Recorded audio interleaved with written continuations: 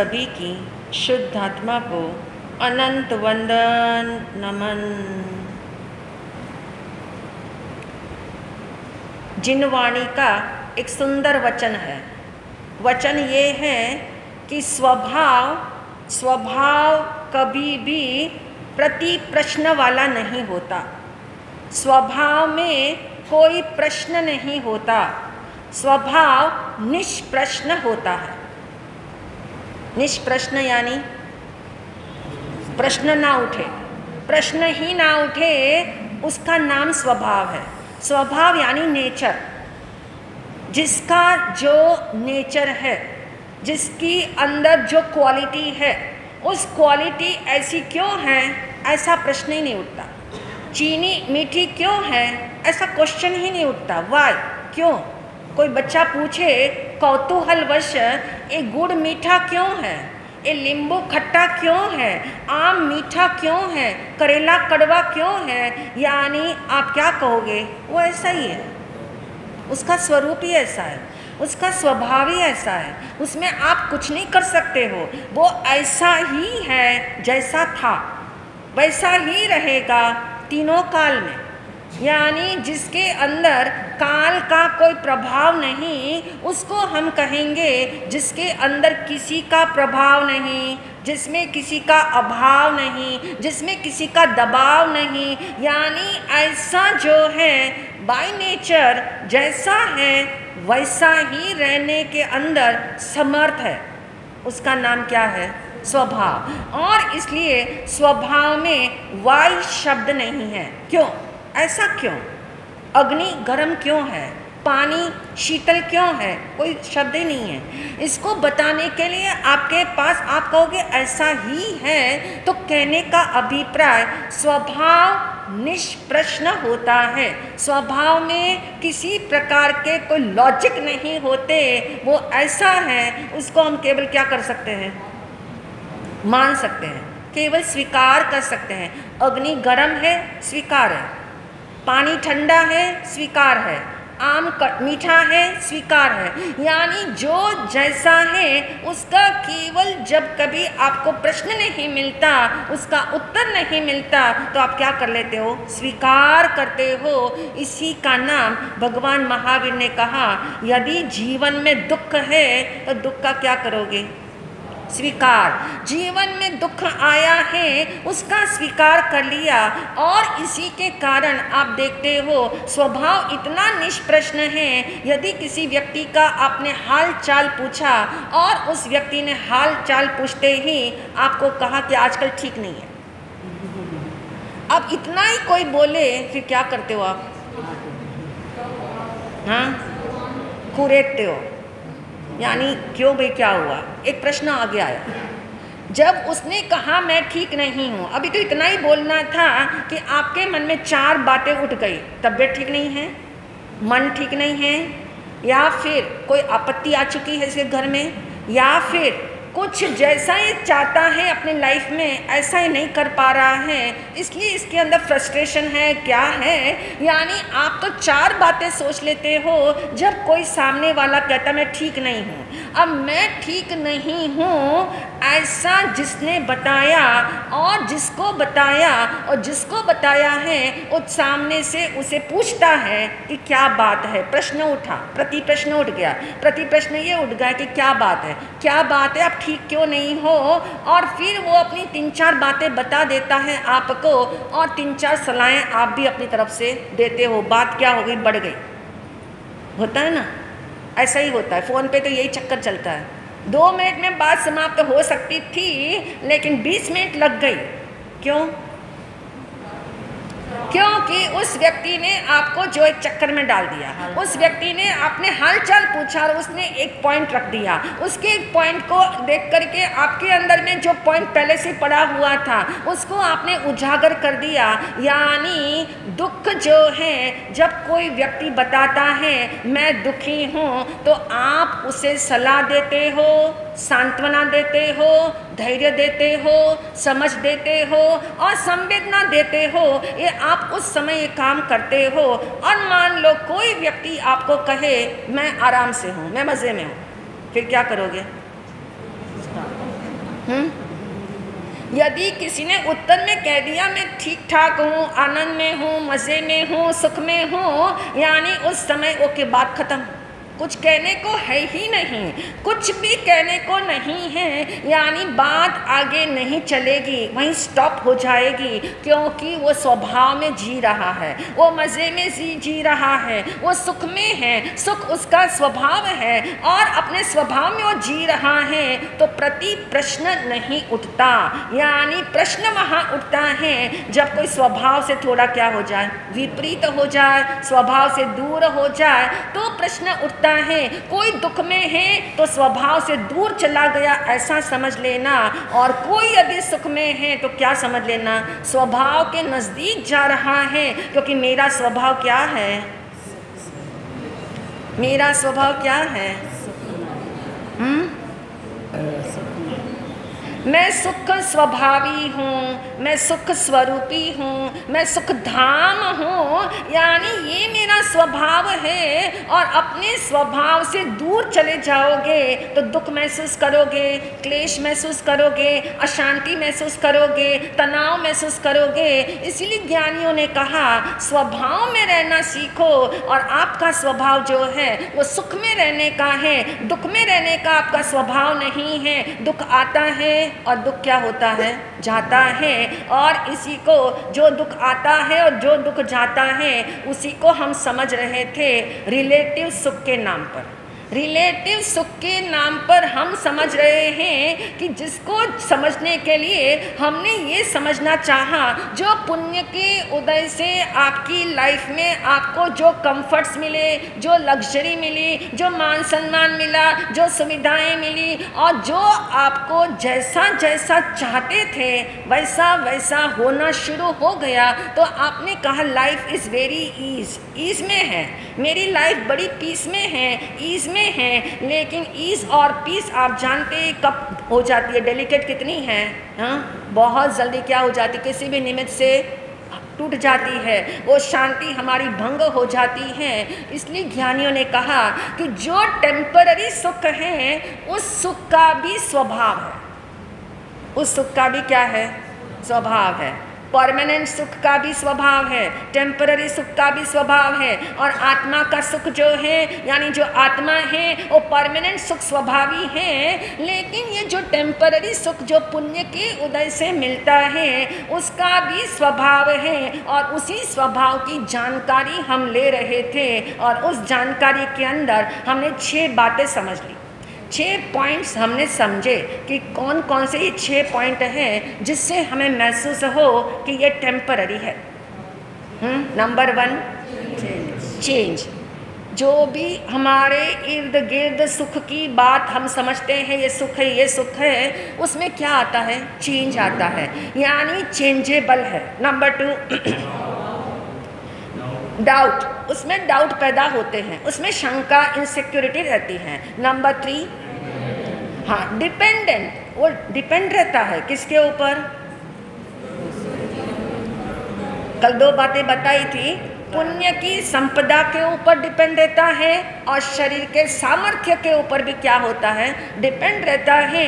यानी टेम्पररी सुख मिलता तो है लेकिन डिपेंडेंट सुख है। नंबर 4 AND एंड लगता है, यानी और की क्या है, झंखना है, और की लालसा लगी हुई है, उसका नाम क्या है, ये टेम्पररी सुख का स्वभाव है, ये टेम्पररी सुख का स्वभाव है। और नंबर 5 पे कल हमने सुना था END एंड, यानी क्या होता है, एक दिन अंत होता है, यानी जिसका प्रारंभ हो और जिसका अंत हो वो सुख सुख है ही नहीं, उसको ज्ञानियों ने शब्द दिया है एकांत दुख।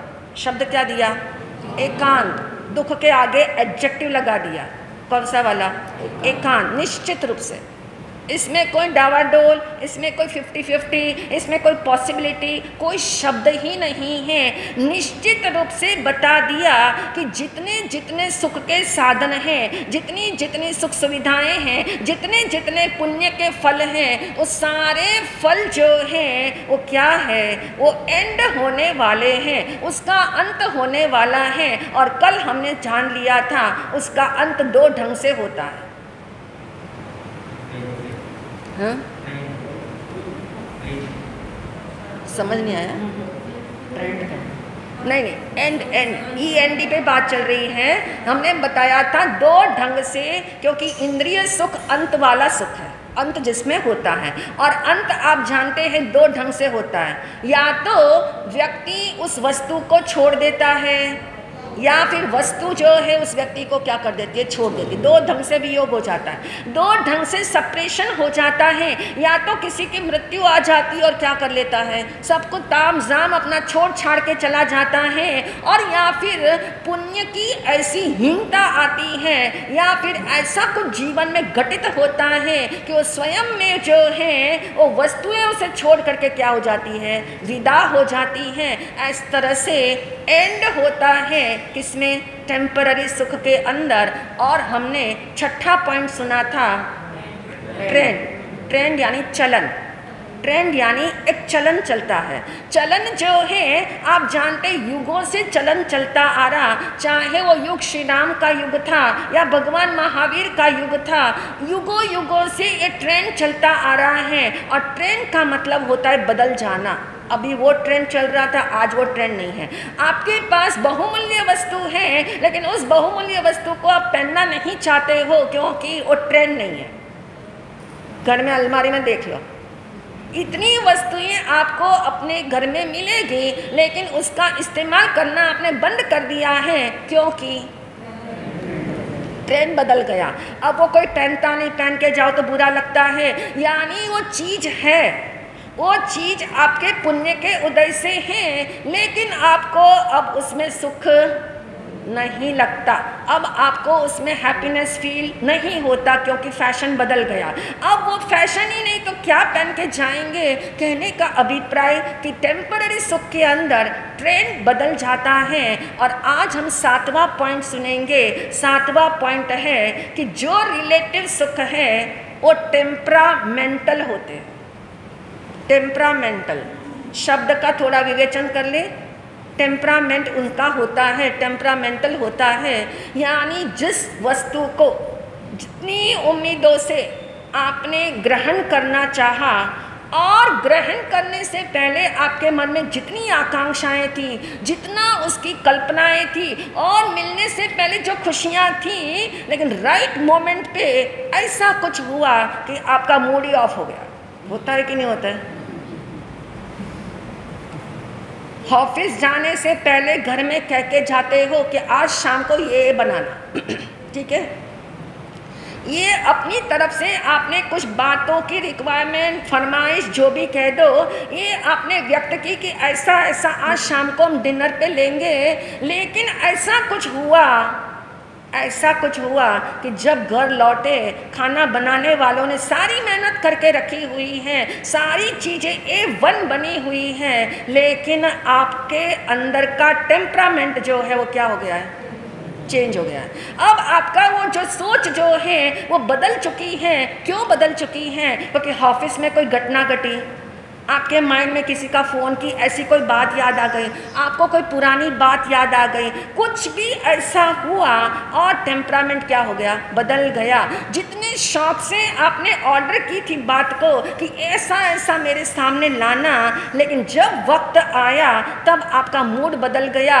कोई भी घटना निमित्त प्रसंग से यदि आप उस सुख का जो है सो कॉल्ड सुख का, टेम्पररी सुख का, यदि आप जैसा चाहते थे वैसा उसका इस्तेमाल नहीं कर पाते हो, क्योंकि टेम्परामेंट बदलते चले जाते हैं। जैसी जैसी विचारधारा आपने रखी थी वैसी वैसी विचारधारा आप देखते हो 2-2 साल क्या 2-2 महीने में विचारधारा क्या हो जाती है, बदल जाती है। मिनटों में भी विचारधारा बदल जाती है। ऐसे ही विचारधारा बदल जाना यानी टेम्परामेंट बदल जाना। और ये बहुत संभावना है कि इस जिंदगी को जीते हुए ऐसी ये जिंदगी है, हर समय कोई ना कोई निमित्त आसपास होता है और वो निमित्त आपको क्या कर जाएगा प्रभावित आपको ही नहीं पता, क्योंकि हम तो प्रभावित होने ही बैठे होते हैं।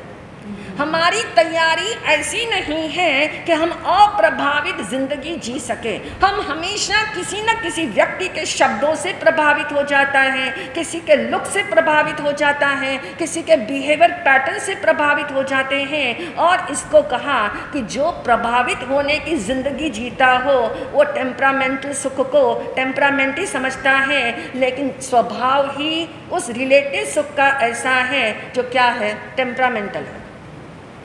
अब आठवां पॉइंट। अब आठवां पॉइंट जो है वो थोड़ा ट्रिकी है, थोड़ा समझने वाला है। थोड़ा इसलिए समझने वाला है क्योंकि ऐसा सभी के साथ होता है। और वो क्या पॉइंट है जिसका नाम है इम्प्योरिटी, इम्प्योर, मलिनता। जो मलिनता उत्पादन करता हो ऐसा ये रिलेटिव सुख है। सुख आपको जो आपने चाहा आपको मिला, लेकिन आपकी शांति भंग हो गई। होता है क्या? होता है क्या? एक्सपीरियंस कभी किया हो? नहीं तो चलो हम यहाँ से चलते बात। बचपन में आप स्कूल के अंदर लेमन स्पून गेम खेलते थे, याद है ना? लेमन स्पून गेम, उसकी क्या शर्तें हैं? उसकी क्या शर्तें हैं? चम्मच होना चाहिए, चम्मच में नींबू होना चाहिए और चम्मच नींबू के साथ अपने मुंह में रखना चाहिए और फिर क्या करना चाहिए? दौड़ना चाहिए।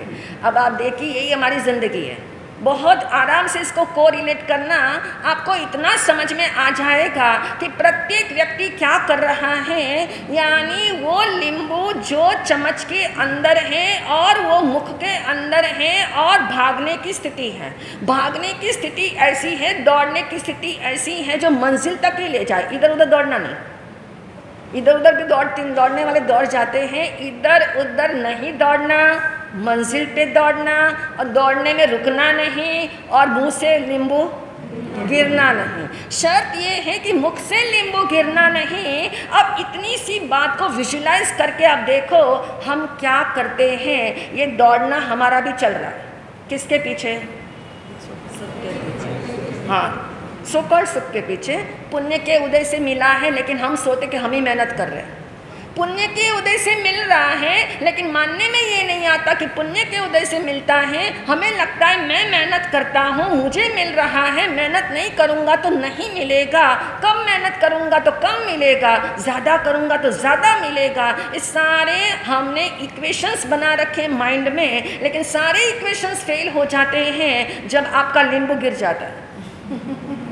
जब मुख से आपका नींबू गिर जाए, यानी टेम्पररी सुख और सुख के पीछे दौड़ चली हुई है और आपने नींबू जो है, जो चम्मच है वो मुख में रखा हुआ है और वो नींबू किसको रिप्रेजेंट करता है? हाँ, नींबू जो है जिसको संभाल के रखना बहुत ज़रूरी था, जिसको संभाल के रखते हुए दौड़ना चाहिए था, लेकिन इतनी तेजी से दौड़ना भी है और नींबू संभालना नहीं आ रहा है और नींबू मुख से गिर जाता है। और 99.99% व्यक्तियों के साथ यही होता है। भागना भी है, टारगेट भी है, टारगेट को मीट करने के लिए बड़ी तेजी से दौड़ना है, लेकिन उस तेजी से दौड़ने के साथ जो है वो जो नींबू है, अब वो नींबू किसको रिप्रेजेंट करता है? और भगवान महावीर कहते हैं ये नींबू जो है निराकुलता को रिप्रेजेंट करता है, ये नींबू शांति को रिप्रेजेंट करता है। इस शांति का नींबू गिरना नहीं चाहिए। होता है क्या? दौड़ में भी जाओ, टारगेट पे भी दौड़ो, तेजी से भी दौड़ो और अंदर नींबू रख के भी जाओ, यानी दौड़ भी चाहिए और शांति भी चाहिए। दोनों होगा क्या? लोग कहते हैं स्ट्रेस बहुत है लाइफ में, डिप्रेशन जैसी स्थिति हो जाती कभी कभी, लेकिन ऐसा क्यों फील करते हैं? ऐसा इसलिए करते हैं नींबू संभालना नहीं आता। कुशलता तो उस व्यक्ति की है नींबू को भी संभाले और दौड़ को भी ना छोड़े। दौड़ तो चलने वाली है, क्योंकि दौड़ में तो हर कोई लगा है, अंतहीन दौड़ है, दौड़ में तो लगा हुआ है। ये कर्मों के उदय की दौड़ है, आपके चाहने से आप दौड़ रहे हो ऐसा नहीं है। ये तो दौड़ना ही पड़ेगा, क्योंकि सभी लोग दौड़ रहे हैं, दौड़ना ही पड़ेगा। लेकिन इतना अवश्य ध्यान रखे कि नींबू मेरा शांति वाला नींबू जो है वो गिरना नहीं चाहिए, यानी मेरी शांति भंग नहीं होनी चाहिए। और आप जानते हैं हमारे जीवन की शांति तभी भंग हो जाती है जब अंदर में दूषित विचार आते हैं, जब अंदर में मलिनता आती है, जब अंदर में कपट का भाव आता है, जब अंदर में लालच का भाव आता है, जब ईर्ष्या और लोभ अंदर में जागता है और घमंड भी जाग जाए, द्वेष और तिरस्कार भी जाग जाए, तो शांति का नींबू क्या हो गया? क्या हो गया? गिर गया। यानी वो कला हो, भागो भी और मलिनता न आए। और ऐसा करने के लिए बड़ी कुशलता चाहिए, बड़ी धैर्यता चाहिए। ना नहीं है कि नहीं हो सकता, हो तो सकता है, लेकिन जिसने शांति का नींबू नहीं गिराया उन्होंने इसी रास्तों को पार किया है। ऐसे हम भी यदि विश्वास करें इस बात पे कि यदि नींबू नहीं गिराना हो, शांति को भंग नहीं करना हो, अपनी समाधि बराबर बनाए रखनी हो, स्ट्रेस लेवल बढ़ना नहीं चाहिए, यानी वो स्ट्रेस लेवल उतने हद तक रहे हमारे कंट्रोल में कि जिसको हम कहते हैं कि मलिनता ऐसी उभर के न आ जाए जिससे हम पशु कहलाना शुरू हो जाए। क्योंकि है तो सबके अंदर क्या है? पशु वृत्ति, पशुता की वृत्ति सबके अंदर है। लेकिन जैसे जैसे अचीवमेंट्स मिलती चली जाती हैं, पशुता बाहर आनी शुरू हो जाती है। वो पशुता जो अंदर में सुप्त अवस्था में है, वो सारी अपशुता क्या हो जाती है? बाहर आनी शुरू हो जाती है। अंदर से नाता टूट जाता है, भीतर का कनेक्शन टूट जाता है, और बाहर में सद्भाव किसी के लिए नहीं रहता, सद्विचार किसी के लिए नहीं रहते, अपने लिए सदाचार समाप्त हो जाते हैं। यानी मलिनता इतनी अधिक आ जाती है। और ये जो है रिलेटिव सुख का स्वभाव है, ये रिलेटिव सुख का नेचर है कि वो क्या देता है? मलिनता देता है, मलिन विचार देता है। एक व्यक्ति को मलिन विचार आता है तो दूसरे व्यक्ति को भी क्या आ जाएगा? मलिन विचार आ जाएगा। यदि आपके घर का पेड़ यदि दूसरे के घर में छाया दे रहा है तो क्यों मन में मलिनता आ रही है? क्यों मलिनता आ रही है? मलिनता इसलिए आ रही है कि पेड़ हमारा है, ये पेड़ मेरा है, उसकी सारी जो परवरिश हो रही है इस पेड़ की वो मैं कर रहा हूँ। छाया किसको मिल रही है? पड़ोसी को मिल रही है। अब आप देखें कैसी मलिनता अंदर की आती है। ये मलिनता बताती है कि नींबू कब से मुंह से क्या हो गया है? निकल चुका है। शांति का नींबू, समाधि का नींबू, आत्मार्थ होने का जो लक्ष्य है उसका नींबू कब से बाहर जा चुका है। इसलिए ज्ञानियों ने कहा ये 8 प्रकार के रिलेटिव सुख के अंदर दोष है। दोष मानो तो दोष है, स्वभाव मानो तो रिलेटिव सुख का स्वभाव है। अब हम कल से जानेंगे इस संसार के अंदर सो कॉल्ड जितने जितने एरियाज है, जहाँ जहाँ हमारी नज़र जाती है, जिस जिसको पाने का क्रेज़ है, जिस जिसको पाए बिना ज़िंदगी जो है हमें लगता है फीकी लगती है, उनके अंदर ये 8 बातें पिरोनी है। 8 प्रकार की ये जो दोष हैं, ये 8 दोष हमें पिरो पिरो के देखना है, हमें डाल डाल के देखना है। कैसे ये दोष जो हैं हमारे जीवन के अंदर जब आ जाते हैं और हम किस तरह से परेशान हो जाते हैं, तो आप भी सोचिएगा कहाँ कहाँ हमारी नज़र जाती है, जहाँ हमें लगता है ये सुख है, ये सुख है, ये सुख है। यानी सारे सुखों को कलेक्टिव फॉर्म में देखेंगे और उस कलेक्टिव फॉर्म में देखने के बाद फिर मालूम पड़ेगा, फिर प्रूव किया जाएगा कि एक एक जो सो कॉल्ड सुख है उसमें कितना दुख भरा हुआ है, और उस दुख को हम छोड़ना नहीं चाहते, उस दुख को हम और गहराई से पकड़ना चाहते हैं। लेकिन ज्ञानी कहते हैं ये तो उदय से सब कुछ प्राप्त है, उसको अटैच होने की ज़रूरत नहीं।